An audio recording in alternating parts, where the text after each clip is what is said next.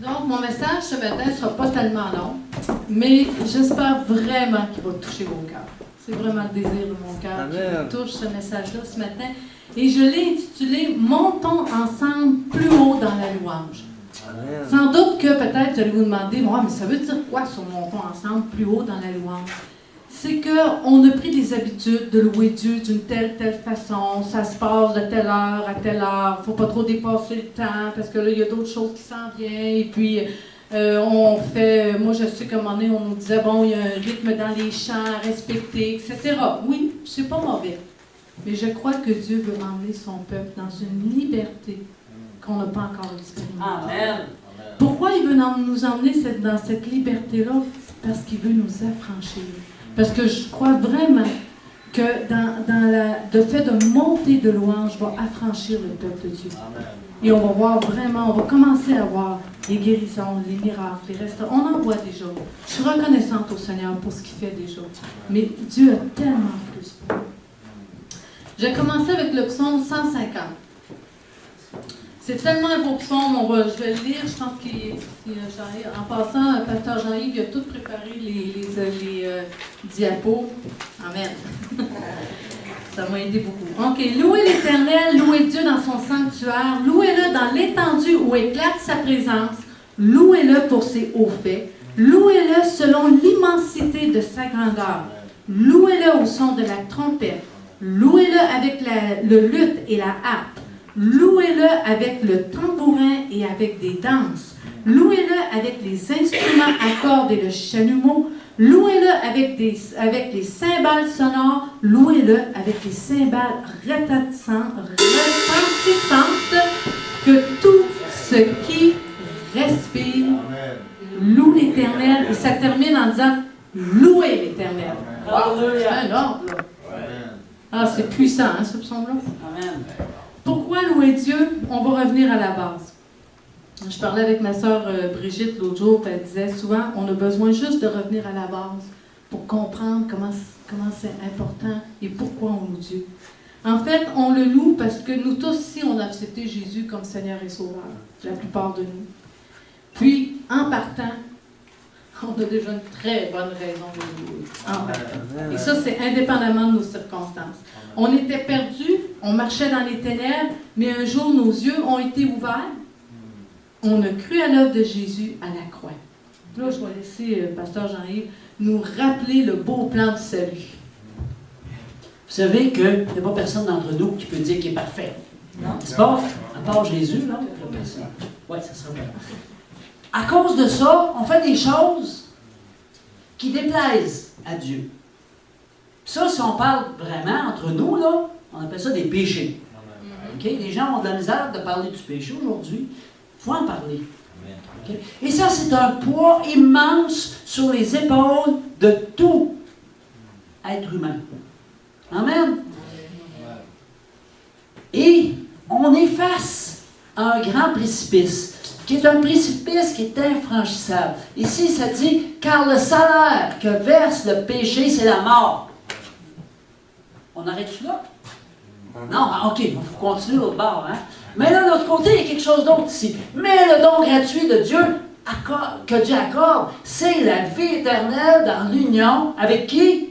Avec Jésus-Christ, notre Seigneur. OK, donc ici, il y a une solution en Jésus. Bon, gloire à Dieu, c'est merveilleux. Bien souvent, nous autres, on va essayer d'accéder à Dieu par nos propres forces. Puis il y a différentes manières, hein, des bonnes œuvres, les religions, on pense que ça va nous emmener à Dieu, la philosophie, la psychanalyse, je ne sais pas quoi. On peut nommer bien des choses. Mais tout ça, on n'est pas capable d'arriver à Dieu.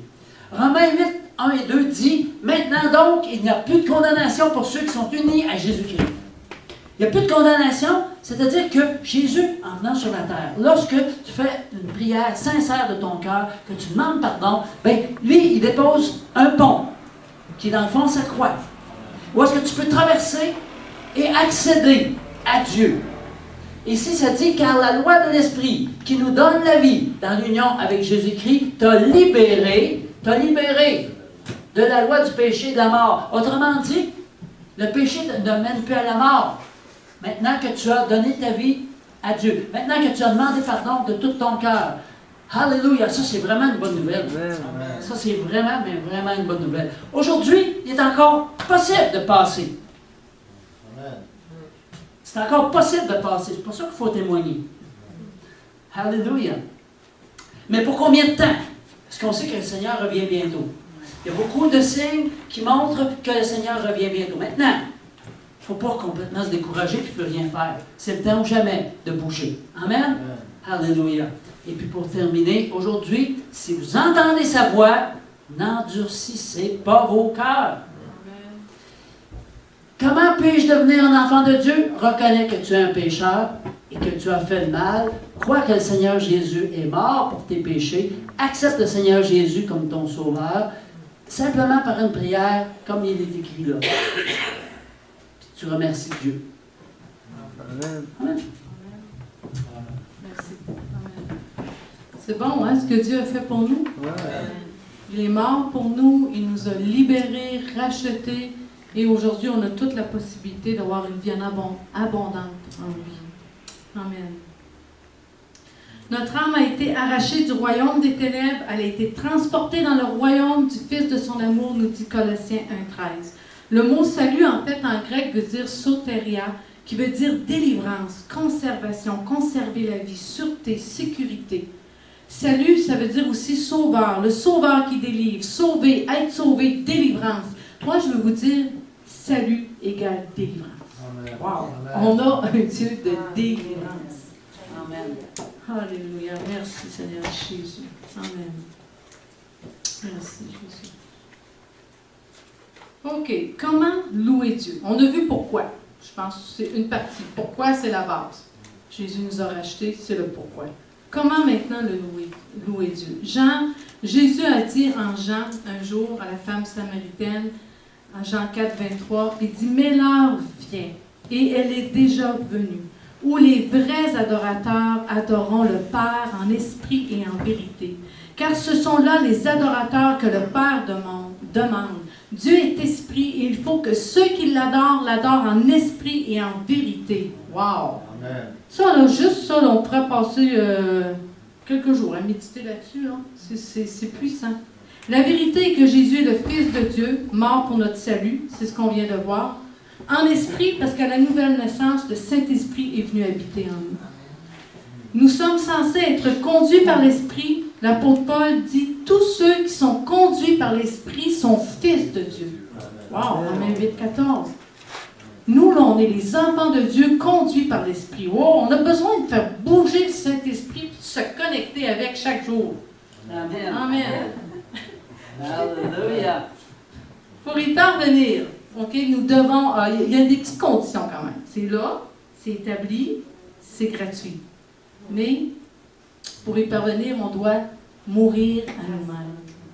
Et que nous soyons renouvelés en esprit. Ce qu'on appelle le renouvellement de l'intelligence avec la parole de Dieu. Il faut changer notre mind ici. Puis notre mind, on va le changer avec la parole de Dieu. Il n'y a pas d'autre moyen de changer ce qu'on a reçu, ce qu'on entend, etc. Amen. Et que nous passions par de nombreux brisements. Mais le mot brisement ne veut pas dire destruction. Le mot brisement ne veut pas dire que je suis en dépression pendant 3 mois. C'est pas ça que ça veut dire. Le mot brisement veut dire ici d'emmener la solution dans nos vies et la victoire. C'est ça. Le but du brisement, c'est ça. Amen. D'après les spécialistes, il y a 9 niveaux d'adoration. Le 9e est si glorieux que pour l'expérimenter, il faut avoir nos corps de résurrection. Fait que c'est pas ici-bas. Mais ici-bas, on pourrait expérimenter 7 niveaux. Quand même, c'est bon. Fait que je vais y prendre... C'est la transformation. Ouais, la transformation vers la gloire. Psaume 34, 2, 6. Ça dit « Je bénirai l'Éternel en tout temps. Sa louange sera toujours dans ma bouche. Que mon âme se glorifie en l'Éternel. Que les malheureux, il dit pas quand tu seras heureux, que les malheureux écoutent et se réjouissent. Exaltez avec moi l'Éternel. Célébrons tous son nom. J'ai cherché l'Éternel. Il m'a répondu. Il m'a délivré de toutes mes frayeurs. Quand on tourne vers lui les regards, on est rayonnant de joie et le visage ne se couvre pas de honte. Alléluia! Ah, c'est bon, Tous des beaux visages à C'est matin. bon. On trouve un bon exemple ici de ce premier niveau de louange. Là, je vous parle du premier niveau de louange. David dit qu'il bénira l'Éternel en tout temps et que sa louange sera toujours dans sa bouche. En fait, David, il a pris une décision. Ça a été une décision de sa part. C'est une attitude de piété. En fait, c'est une manière de vivre. Wow! Une décision délibérée de ne pas se laisser influencer par les circonstances. Oh! Ça, mais à la base, ça part d'une décision. Parce que les circonstances, des fois, sont hautes en couleur. Hein? On s'entend, non? On va aller voir un petit peu plus loin. Qu'est-ce que, dans le Nouveau Testament, ça nous dit par rapport au fait de louer notre Dieu dans ce premier niveau-là de louange? Nous savons, du reste, que toute chose concourt au bien de ceux qui aiment Dieu, de ceux qui sont appelés selon ses desseins, Romains 8, 28. 1 Thessaloniciens 5, 18. Rendez grâce en toutes choses, car c'est à votre égard la volonté de Dieu en Jésus-Christ. Wow! Hébreux 13, 15 nous dit: pour lui, offrons sans cesse à Dieu un sacrifice de louange, c'est-à-dire le fruit de lèvres qui confesse son nom. Même les lapins, hein? Oui, même toute la création est appelée à louer l'Éternel. En fait, on devrait se tenir chaque jour dans ce premier niveau de louange. En fait, c'est la base. Et ça s'appelle la reconnaissance envers Dieu. Confiant que Dieu agit en arrière-scène. Et ça, c'est le premier niveau, là. Ça, c'est le niveau qu'on doit pratiquer chaque jour, toute la semaine, dans toutes nos circonstances. Amen. La base. Amen. Amen. On a une décision à prendre, hein? C'est le plancher, là. C'est même pas une marche encore. D'être reconnaissant à Dieu. Amen. Et c'est certain que ça amène le brisement. Parce qu'il y a des fois, quand tu remercies Dieu, tu loues Dieu en pleurant pour tes circonstances. Oui. Mais Dieu, lui, devant l'expérience de brisement que tu vis, il te regarde et il dit: wow! Il dit: oh, elle est en train de me remercier malgré les circonstances qu'elle traverse. Laissez-moi vous dire que ça bouge dans le ciel. Vous ne le voyez pas, mais il y a des choses qui se mettent en place. Amen. Au second niveau, notre cœur et notre âme s'impliquent. Là, dans le second niveau, là, on commence à s'impliquer un petit peu plus. On tape des mains, nous chantons, on se réjouit, on peut même danser. Et le psaume 47 nous en donne une bonne description. Mais avant d'aller au psaume 47, je vais juste vous partager rapidement. Il y a au moins 7 mots qui traduisent le mot louer. 7 mots. Vous avez le mot yada, qui dit des actions de grâce et de louange. Ça, c'est un peu comme on vient de voir, finalement, de la reconnaissance. Tu as le mot ahal, qui dit célébrer.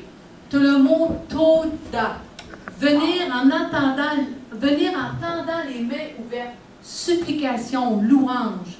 Le mot shabash, crier, se réjouir, louange triomphante, louer. Le mot barak, être à genoux, être tranquille, attendre dans la louange. Tu sais, des fois, il y a des silences qui s'installent dans la louange. C'est bon.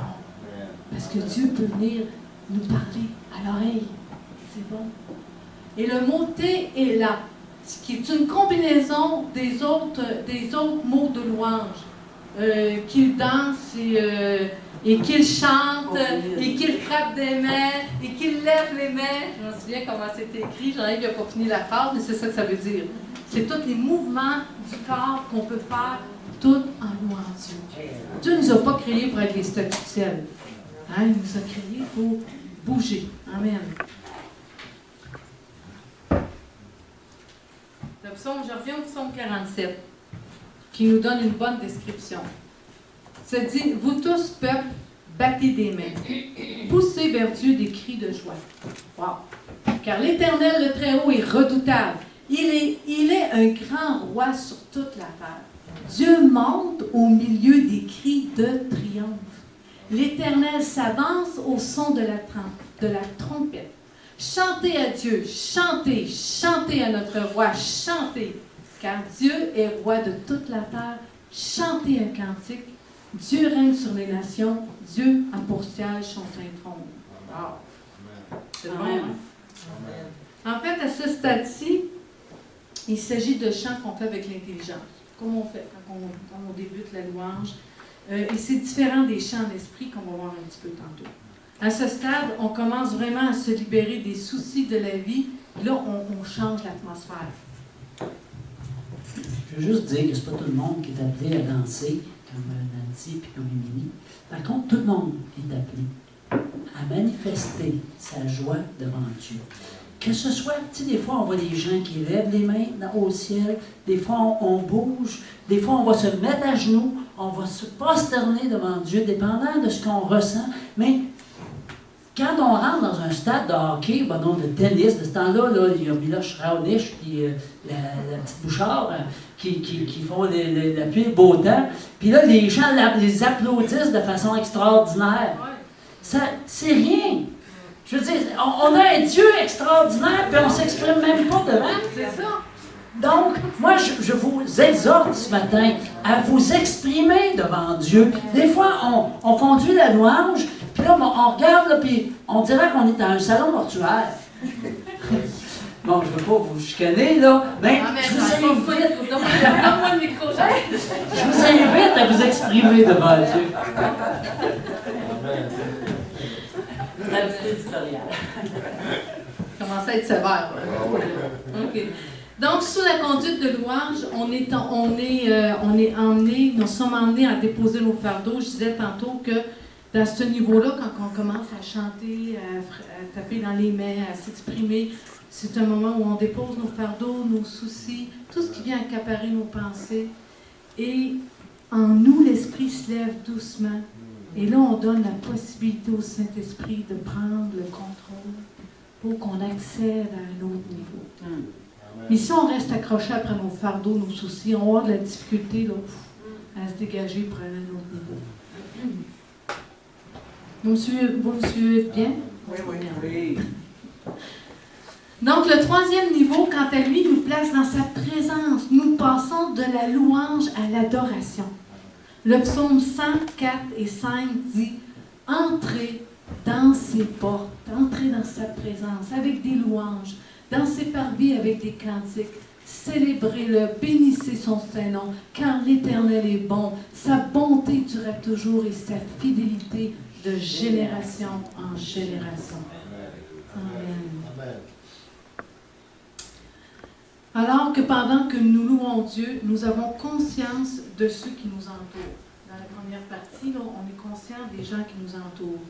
Et quand nous adorons Dieu, nous nous plaçons devant lui et nous nous concentrons exclusivement sur lui. Quand on arrive à l'adoration, là, ce qui est autour, là, ça le voisin n'existe plus, là. Ouais, le voisin, il n'est pas supposé de te déranger rendu là. On entre dans sa présence. Adoration en grec, c'est proskynéo, qui veut dire s'humilier, prosterner, s'agenouiller, toucher le front à terre. Wow! Hey, rendu là, c'est profond là, dans l'adoration. Donc, je reprends depuis le début. Tout d'abord, nous franchissons les portes extérieures avec des actions de grâce. Ça se compare au temple. Hein? Jean-Yves, il va nous... C'est pas une bonne baguette de mon cheveu.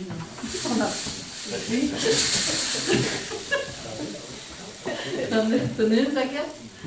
Bon, on va y aller avec la baguette. Okay. Donc, tout d'abord, c'est ça, on franchit les portes extérieures avec des actions de grâce.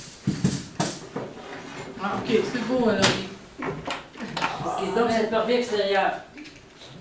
Ou ici, si vous voulez. Ouais. Amen. Tout d'abord, c'est le premier niveau. On franchit les portes extérieures avec des actions de grâce. On a pratiqué ça toute la semaine, dans toutes nos circonstances. Ensuite, une fois que nous sommes entrés, nous venons dans ces parvis avec des louanges. Deuxième niveau. Là, c'est là qu'on s'active ensemble dans la louange. On passe au deuxième niveau. Ensuite, une fois qu'en fin de compte, nous arrivons dans le Saint des Saints, Nous entrons de l'autre côté du voile avec des chants et à ce stade-ci, nous commençons même à chanter en langue et ce chant même dans l'esprit agit comme un pont qui nous hisse jusqu'au plus haut sommet de l'adoration.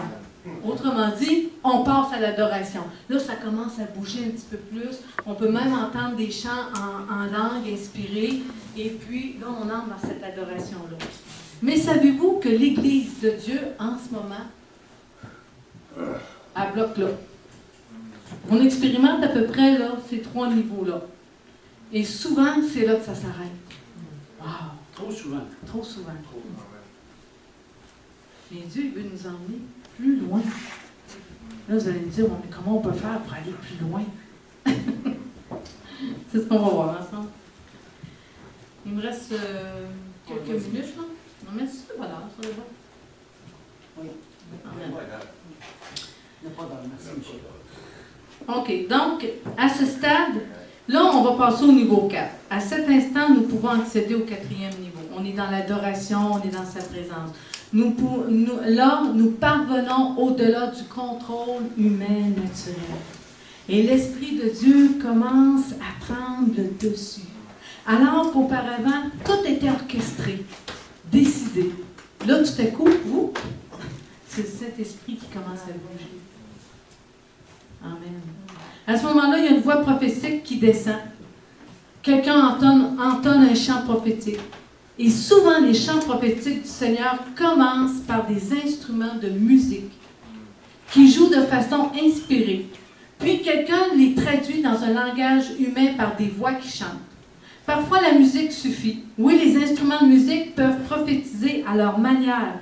Prophétiser, en effet, signifie sous l'onction du Saint-Esprit. Les instruments, certes, ne peuvent pas parler, mais souvent la mélodie qui va être jouée va être reprise en langage humain. Et on a un bon exemple de ça dans le livre de 2 Rois, chapitre 3, verset 10. C'est Élisée qui est appelé à prophétiser pour le roi. Ils sont en guerre. Et là, Élisée dit, « Maintenant, emmenez-moi un joueur de harpe. » Et comme le joueur de harpe jouait, la main de l'Éternel fut sur Élisée. Et là, Élisée a commencé à prophétiser la victoire pour le peuple de Dieu.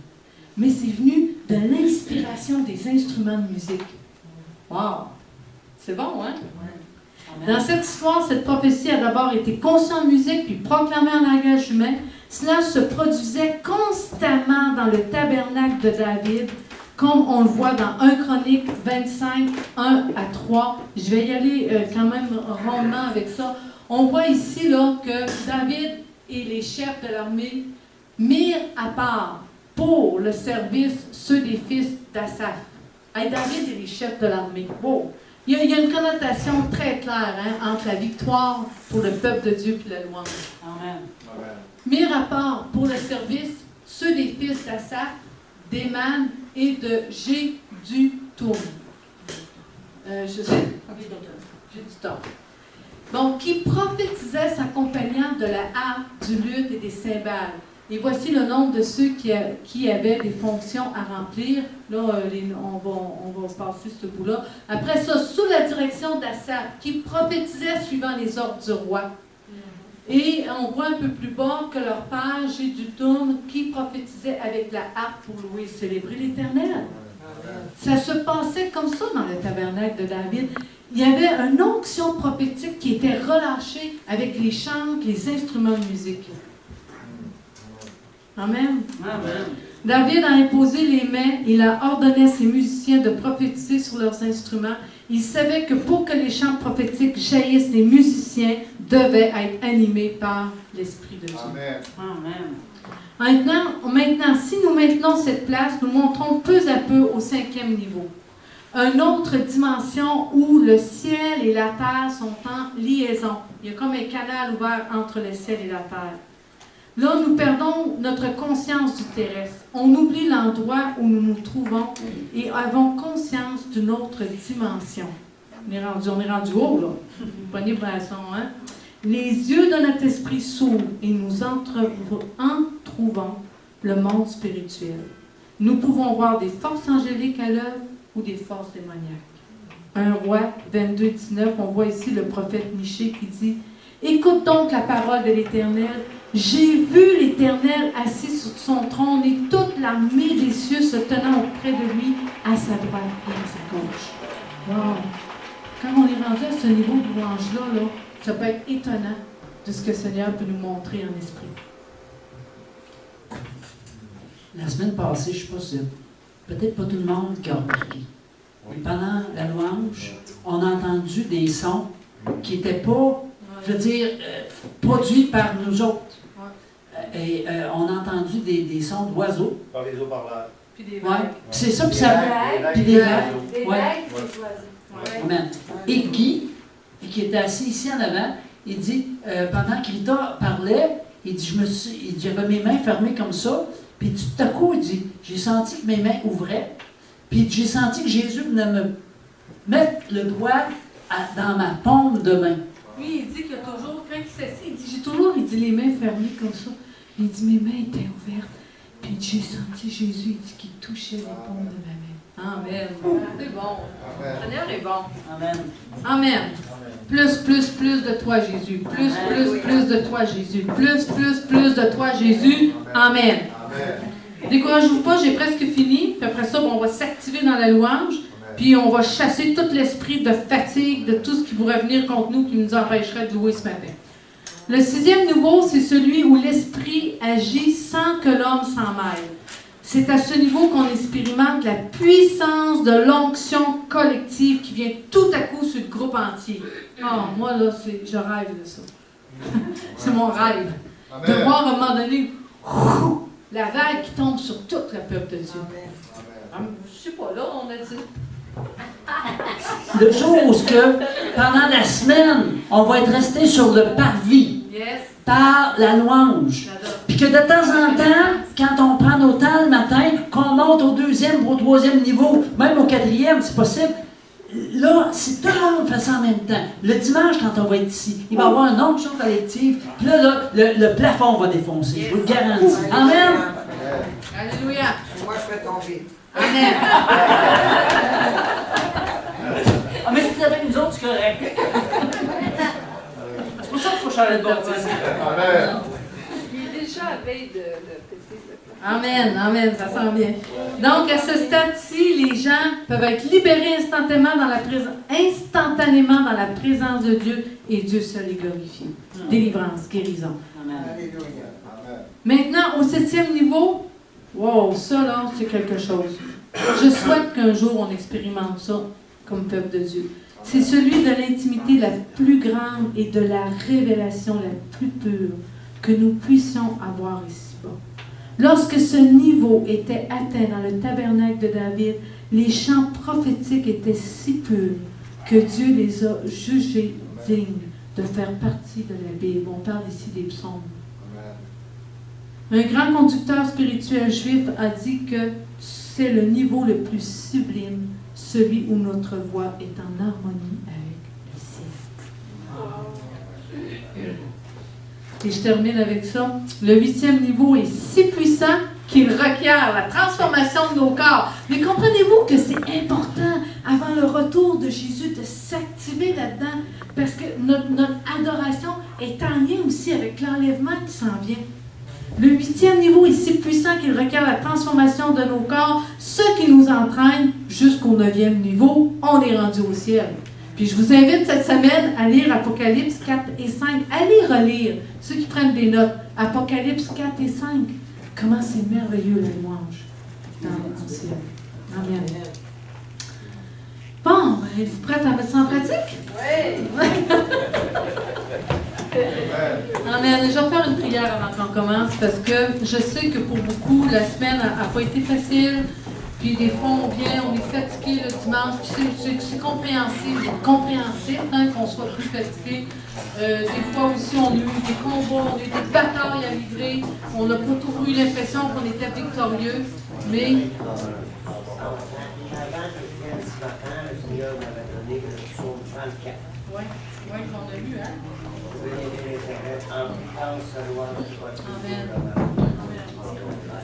Amen. Fait que là, on loue Dieu. Écoutez, moi, on ne veut pas ce matin priver personne de la louange, mais on ne veut pas retenir personne non plus.